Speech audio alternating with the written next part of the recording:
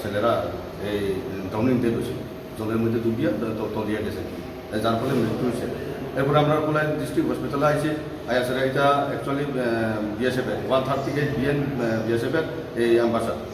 তারা আজকে হোলি উপলক্ষে ওই ফুলারা খেলতাম গেছি, খেলার শেষে তারা স্নান করতে গিয়ে তখন এই ইনসিডেন্টটা হয়েছিল, জলের মধ্যে ডুবিয়া তারা এই মৃত্যুটা হয়ে গেছিল। এরপরে আনা হয়েছে, ডাক্তারটা ব্লডের ইয়ে করছে, এরপরে আমরা এই পোস্টমর্টমে তখন এই শুরু হইতেছে। নামটা কি কি? নামটা হয়েছে অজিত প্রবীণ জাক্কা, 16 ইয়ার্স।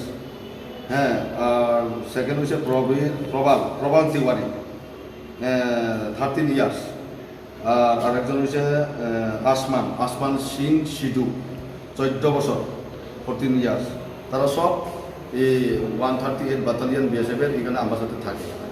অ্যাকচুয়ালি তারা বাইরের লোক, তবে এখানেই আর কি বর্তমানে তারা থাকে না, তারা মা বাবার রেসিডেন্সে এখানে তারা এখানেই আছে এই হিসেবে।